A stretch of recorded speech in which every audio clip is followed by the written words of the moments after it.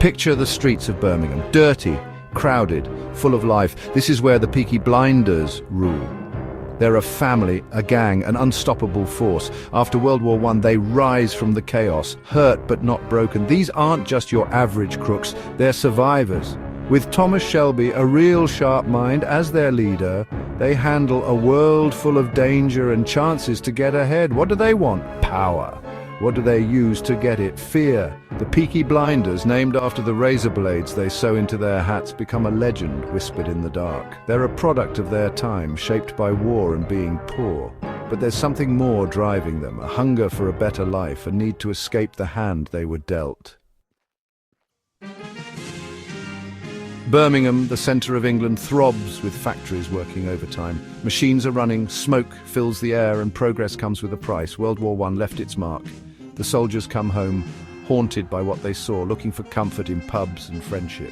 Jobs are hard to find, everyone's poor, and anger boils just below the surface. The streets turn into a war zone, not between countries, but between gangs. Fights over territory explode, fueled by desperation and a need to be in control.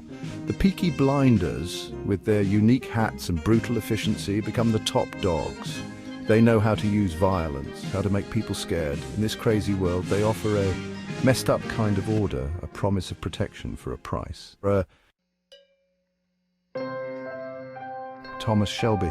The name makes people afraid and earns a weird kind of respect. He's a war hero, but his eyes have seen too much.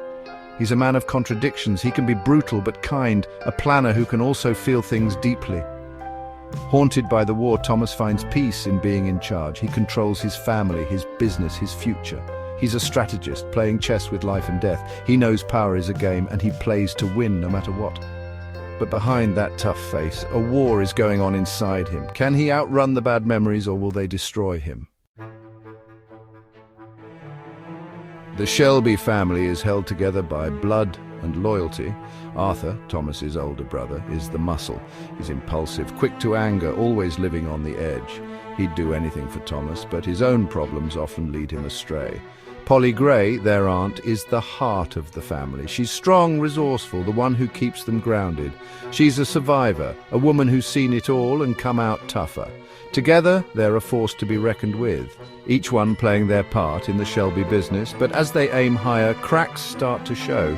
Can their bonds survive the pressure of power and betrayal? Section 5, Power, Ambition and Family, the Peaky Blinders Code. The Peaky Blinders live by a complicated code. Family comes first, always. They die for each other, kill for each other. But ambition is a powerful drug. It whispers promises of a better life, a life beyond the slums of Birmingham.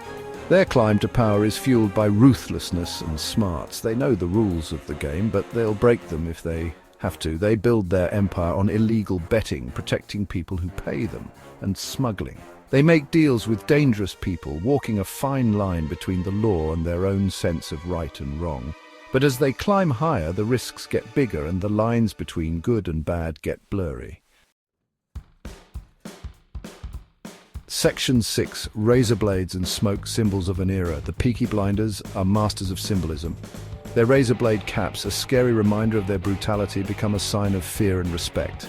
They're a physical reminder of their power, a warning to anyone who thinks about messing with them. Smoke, everywhere in their world, becomes a visual metaphor for Birmingham's factories. It represents progress and pollution, hope and despair. The fire inside them symbolizes their ambition, their drive to rise above their circumstances, but it's also a dangerous force, one that could burn everything down. Section 7, a city-divided class struggle in Birmingham. The Peaky Blinders' rise happens while society is changing. Birmingham, a city of rich and poor, is split down the middle by class. The wealthy are doing great, while the working class struggles to get by. The Peaky Blinders, even though they're criminals, come from the working class. They understand the common man's problems, the desperation that makes them do what they do. This connection to their roots shapes their choices, their loyalties and their enemies. They become a symbol of fighting back, a pain in the neck for the people in charge. Section 8, From Backstreets to Boardrooms, the Rise of the Peaky Blinders. The Peaky Blinders' ambition has no limits. They go from the back alleys of Birmingham to the halls of power. They use their smarts and influence to manipulate politicians, make deals with businessmen, and expand their empire beyond the city. Their journey shows how adaptable they are, how they can handle the dangerous worlds of both crime and the upper class. They build a business empire, making their wealth and influence legal, but their past, like a shadow, is always threatening to catch up with them. Section 9. Legacy of the Blinders, a final word. The Peaky Blinders story is a warning about ambition, loyalty, and the price of power. They leave behind a legacy as complicated as the city they came from. They're remembered as ruthless gangsters, but also as survivors, as products of a time and place that demanded toughness. Their story reminds us that even in the darkest of times, people, for good or bad, find a way to survive.